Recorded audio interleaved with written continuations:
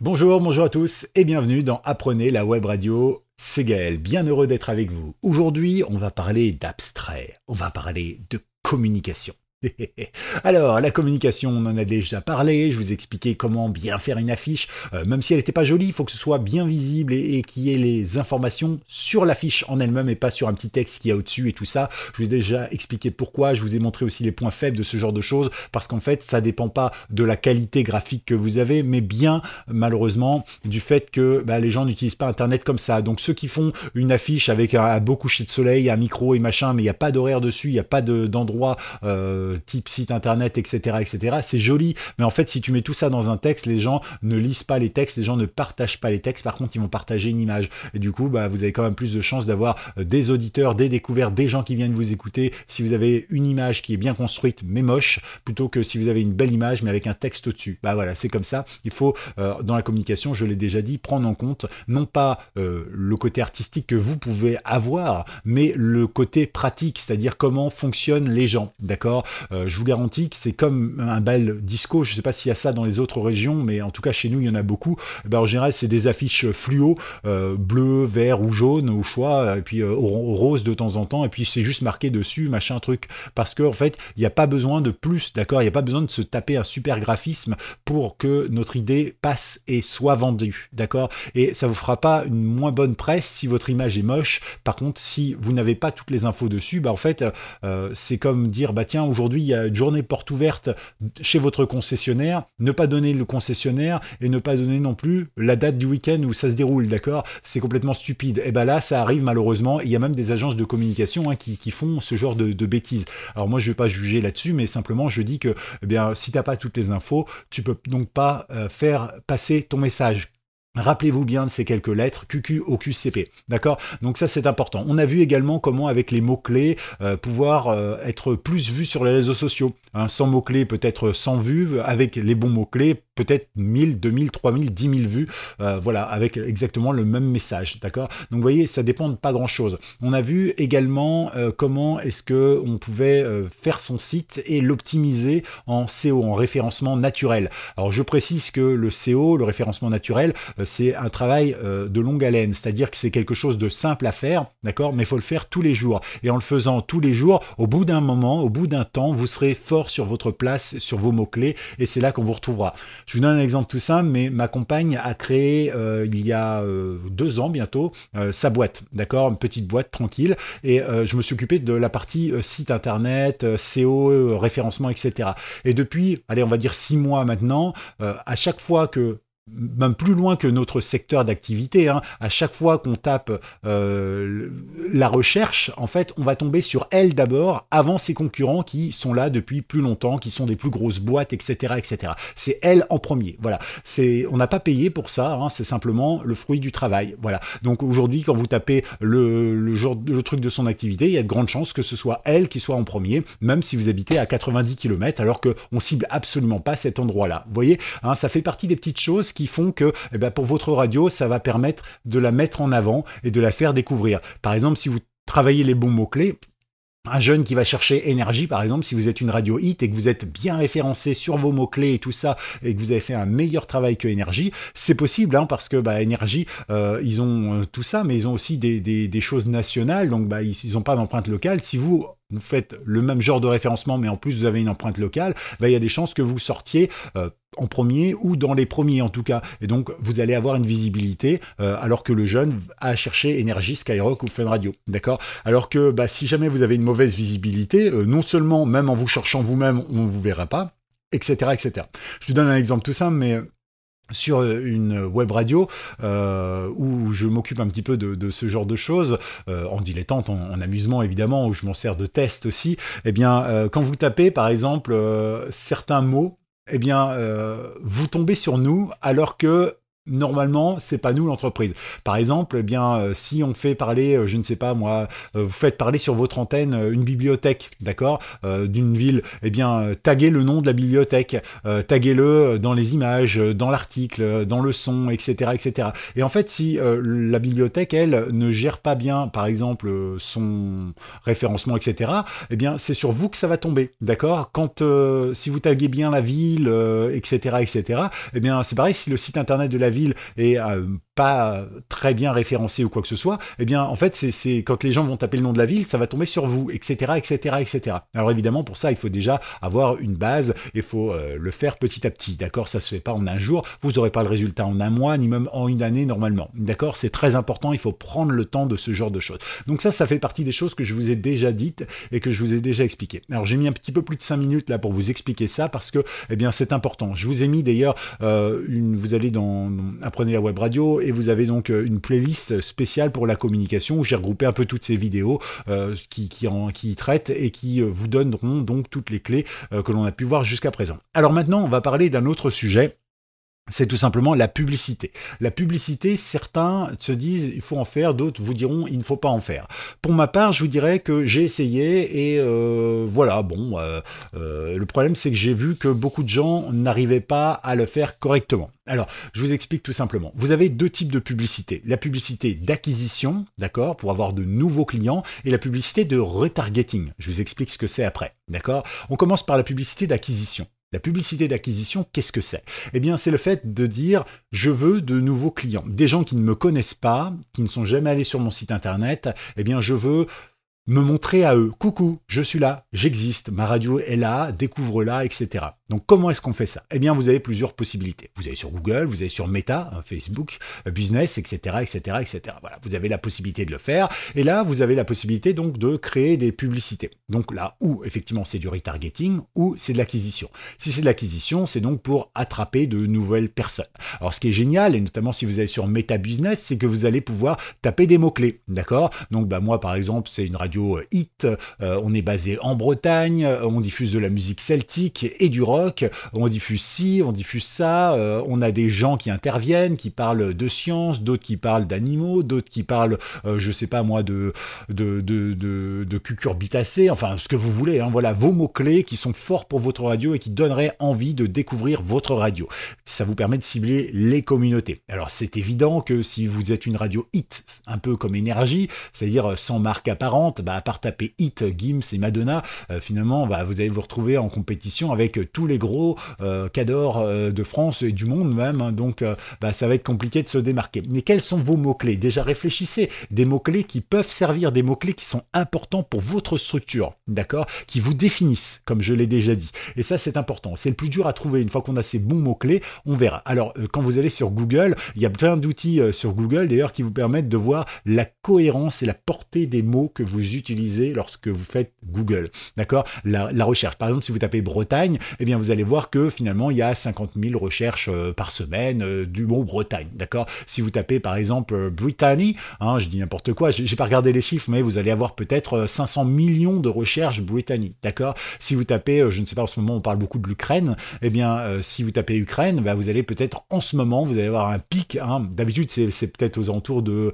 je sais pas, 250 personnes qui cherchent en France, et là, en ce moment, bah, vu qu'il y a des histoires de guerre, de conflits, de choses comme ça, bah, peut-être qu'il y a 250 millions de personnes qui cherchent ça en France en ce moment, je ne sais pas, hein. Donc, vous voyez, ça fait partie des choses, et vous pouvez suivre les tendances et jouer avec les mots-clés, etc. Donc ça, c'est plutôt sympa. Alors, quand on est, par exemple, sur Facebook, il y a un truc qui est plutôt sympa quand on veut faire de la pub d'acquisition, c'est qu'on peut définir des groupes auxquels appartiennent nos futurs auditeurs. Donc vous définissez vos mots-clés, puis après vous leur dites, bah voilà, moi je voudrais que tu ailles chercher et présenter ma publicité à des groupes d'intérêt qui ressemblent un peu à ma structure. Par exemple, si vous êtes un magazine féminin, par exemple, vous êtes chauve, jeune, mais jolie, par exemple, hein. Admettons, c'est un concept de magazine féminin qui n'existe pas, très inclusif et tout ça, il n'y a pas de souci, d'accord, hein. Eh bien, dans ce cas-là, eh bien, vous allez dire, bah voilà, je vais aller sur Elle, par exemple, hein. Donc, tu vas me prendre tous les gens qui sont sur le magazine Elle et qui sont abonnés à leur page Facebook, tous les gens qui sont sur Jeune et Jolie, mais qui sont aussi sur leur page Facebook, etc., etc. Et du coup, votre pub sera présentée à ces gens-là. Et vous pouvez faire des sous-catégories pour affiner, par exemple. Donc dans ce cas-là, par exemple, les gens qui sont abonnés à elle, mais qui ont moins de 35 ans, par exemple, etc., etc. Ou qui sont blondes s'ils l'ont enseigné, etc. Donc vous pouvez vraiment cibler et aller piquer un peu aux autres, à Énergie, à Skyrock, à machin. Voilà, par exemple, vous pouvez très bien aller sur le truc d'énergie et dire, bah voilà, moi je veux aller piquer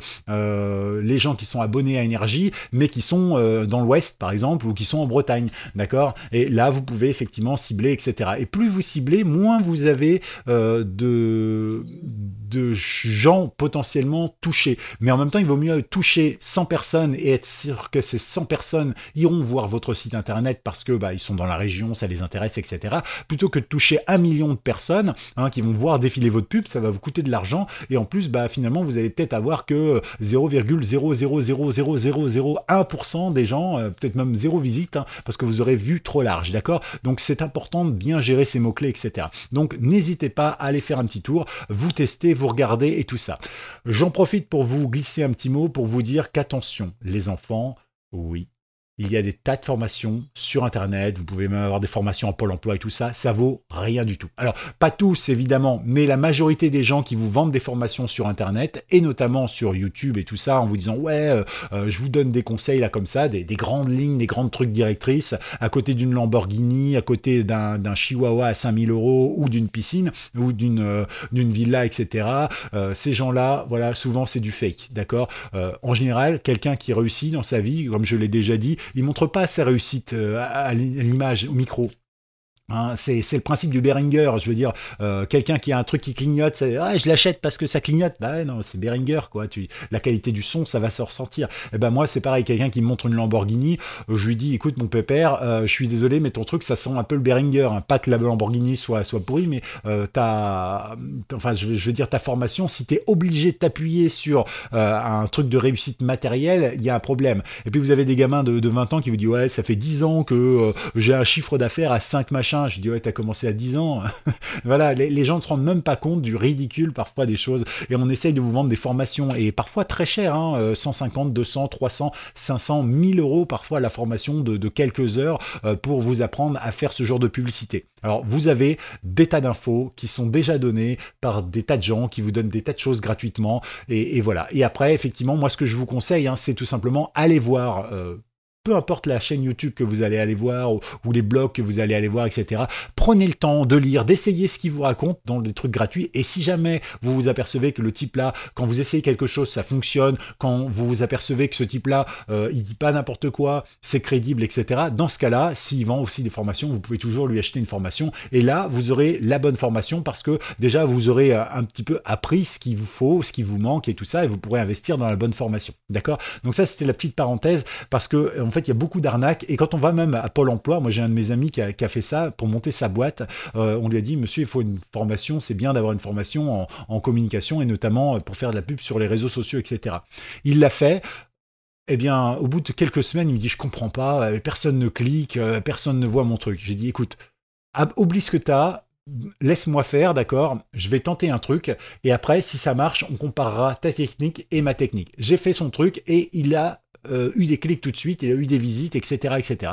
Pourquoi? Parce que, en fait, lui, il a appris des trucs qu'un type lui a refilé, mais un type qui avait pas vraiment d'expérience dans le milieu. Ils ont les bases, vous savez, c'est le type qui sort de l'école, qui a appris des trucs de la part d'un prof, qui lui a déjà pas tout dit, et il n'a pas forcément été très sérieux dans les écoutes, mais après, le type, il fait des formations, mais en fait, il y connaît rien. C'est comme si vous allez à Pôle emploi faire une formation sur Excel ou sur Word, vous revenez, au bout de 2 jours, vous avez rien appris, d'accord? Alors que si vous prenez le temps, vous allez trouver toutes les infos et vous allez bien pouvoir vous former par vous-même. Voilà, ça demande juste un petit peu de recherche, ça demande aussi parfois de se poser des questions, parce que quand on a une formation, alors c'est tout bête, mais si on vous forme pendant une demi-heure, 3/4 d'heure, 1 heure, 2 heures, 2 jours, comme ça, eh bien en fait on va vous dire, voilà, là vous êtes devant une cellule sur Word, sur Excel, d'accord, alors pour la formule vous mettez égal, ensuite vous mettez somme, ensuite vous tapez votre première somme, votre machin truc, etc. En fait on va tout vous mâcher, on va tout vous dire, et en fait eh bien vous n'aurez pas à réfléchir, et du coup quand vous serez devant le problème, le programme,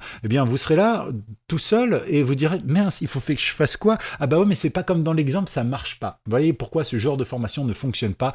C'est comme moi j'ai prévu de vous apprendre un peu le codage là dans les prochaines semaines. Eh bien vous allez voir que je vais vous laisser des moments où il va falloir que vous réfléchissiez avec la réponse plus tard évidemment, mais en attendant ça va vous obliger à travailler un peu le truc et ça va vous faire du bien et je vous garantis qu'après vous connaîtrez beaucoup mieux le code que si je vous donne toutes les réponses tout de suite. D'accord? Donc parenthèse fermée cette fois-ci, on va passer à la deuxième publicité, d'accord? La première publicité, c'était donc l'acquisition qui vous permet d'acquérir de nouvelles personnes en allant les chercher ailleurs. Maintenant, on va faire ce qu'on appelle du retargeting. Alors, le retargeting, c'est donc du reciblage, entre guillemets. Alors, je traduis grossièrement. Alors, à quoi ça sert? Eh bien, c'est tout simple. Le retargeting, ça sert à récupérer des gens qui sont déjà venus, mais qui, quelque part, ne sont pas revenus ou qui sont déjà là, mais ça vous rappelle à eux, en quelque sorte.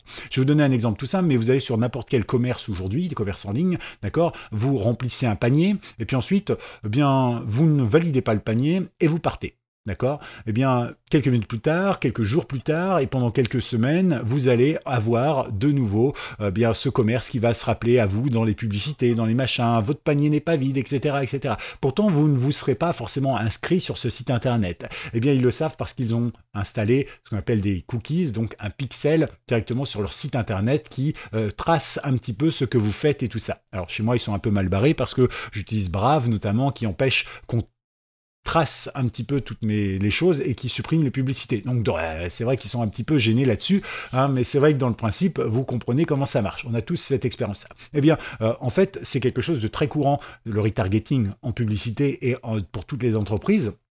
Que ce soit Énergie ou que ce soit Peugeot, par exemple, hein, tout le monde utilise ce genre de technique et c'est pour ça que c'est important. Il y a même, vous savez, quand on parle comme ça, là, par exemple, je suis en train d'enregistrer avec mon téléphone, d'accord? Et donc, mon téléphone, forcément, a son micro allumé puisqu'il enregistre tout ce qu'on dit, de façon à ce que quand on fait quand on appelle son assistant virtuel, hein, je vais pas faire le truc, sinon ça va gâcher ma vidéo, mais dans le principe, si je fais OK, truc, bidule, chouette, eh bien, il va donc s'allumer automatiquement, mais c'est parce qu'en fait le micro est tout le temps en analyse d'écoute de ce que je suis en train de dire. Donc voilà, et parfois vous parlez d'un produit simplement avec un ami sans pour autant que votre téléphone soit allumé, mais il est posé sur une table, eh bien il y a des chances que vous ayez de la publicité par rapport à ce produit par la suite. Voilà, parce qu'en fait toutes nos données sont collectées et sont utilisées par la suite. D'accord? Donc le retargeting, ça va servir essentiellement à ça. Alors pour ça, c'est très simple. En réalité, vous allez joindre notamment sur Facebook, mais ça marche aussi sur Google et sur les autres serveurs, mais vous allez simplement utiliser ce qu'on appelle un pixel. Un pixel, c'est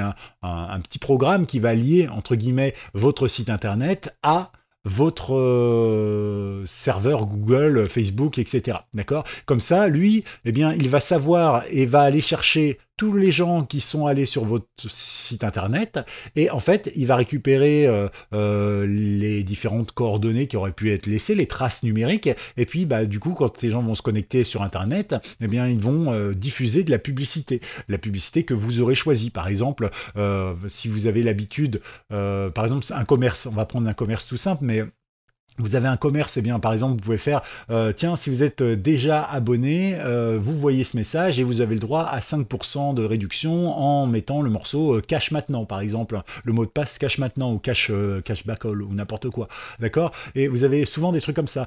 C'est réservé en fait aux gens qui sont déjà là. Le but, c'est qu'ils retournent à nouveau sur le site internet. Et là, c'est pareil dans les statistiques, autant dans le premier, hein, l'acquisition, vous allez avoir justement le nombre de personnes qui ont vu la publicité, le nombre de personnes qui ont cliqué, les pages qu'ils sont allés voir, le temps qu'ils sont restés sur votre site internet, et bien là, pour le retargeting, ça va être un peu le même principe, le nombre de gens qui sont revenus sur votre site internet à la suite d'une publicité, les pages qu'ils ont été voir, si ça a déclenché un achat et tout ça, d'accord? Donc je vous laisse un petit peu chercher sur internet. Si vous voulez plus d'informations, bien sûr, vous pouvez me poser des questions directement ici en commentaire. Ou alors, eh bien, tout simplement, on peut aussi travailler sur une prochaine vidéo si la question le mérite, le nécessite, etc. Donc, n'hésitez pas, d'accord? J'ai essayé de me tenir à peu près dans les 20 minutes de vidéo. Évidemment, c'est un sujet qui pourrait prendre des heures, et un jour, si vous le souhaitez, je pourrais détailler, mais sachez qu'il existe ces deux styles de publicité, et les deux sont importantes. Alors, évidemment, dans un premier temps, il vaut mieux faire de l'acquisition, Et puis après, vous faites du retargeting parce que on oublie de temps en temps, d'accord. Mais ça peut être pratique notamment pour faire connaître sa radio, de faire de l'acquisition, hein, pour qu'on découvre la radio. Et puis de temps en temps, quand vous avez une nouvelle émission, vous faites aussi de l'acquisition. Hein. Par exemple, vous avez Roé, par exemple. Hein, admettons que ce soit un clone de Koé, mais voilà, vous voulez piquer les auditeurs de Koé, vous taperez en mots-clés Koé, énergie, etc. Les gens qui sont abonnés à la page de Koé. Et puis comme ça, vous pourrez proposer Roé. Hein, voilà. C'est l'animateur générique, comme les médicaments génériques, de votre radio. D'accord. Ça marche exactement de la même manière. Voilà. Hein, si vous avez Bifool, par exemple, et Roé sur votre radio, eh bien, profitez-en. Voilà, ça peut servir. Donc, ce que je suis en train de vous dire, c'est très important, bien sûr. Hein, je fais ça sous le terme de l'humour, mais voilà, que vous soyez association, entreprise, que vous soyez radio, web radio ou n'importe quel site, eh bien, tout ce genre de choses, c'est très important. Pub d'acquisition, pub de retargeting, hein, et vous allez voir qu'effectivement, eh bien, vous allez pouvoir faire des choses. Donc, je le disais, la pub d'acquisition, c'est pour les nouveaux clients, pour une nouvelle émission, pour faire découvrir votre radio, etc. Par contre, si vous voulez rappeler que Roé est tous les soirs sur votre antenne depuis 2 ans, eh bien, c'est là plutôt une pub de retargeting que vous devriez faire, d'accord? Parce que le but, c'est avant tout de rappeler aux gens que Roé est là, aux gens qui sont déjà venus l'écouter et qui l'ont probablement apprécié, d'accord? C'est noté. Bon, écoutez, bon courage pour vous, cherchez bien, et puis si vous avez des questions, ça peut me donner aussi des idées de vidéos sur la communication, parce que c'est un système très vaste, et malheureusement, en 20-25 minutes, j'ai pas le temps, moi, vraiment de rentrer dans les détails, mais je vous garantis que ça marche. Pensez SEO, pensez aussi utilisation, comment les gens utilisent Internet, parce que c'est comme ça que vous devez concevoir vos produits, d'accord? Et puis, pensez aussi retargeting et acquisition. C'est noté? Bon, à dimanche prochain pour une nouvelle aventure dans Apprenez la web radio. Ciao, ciao!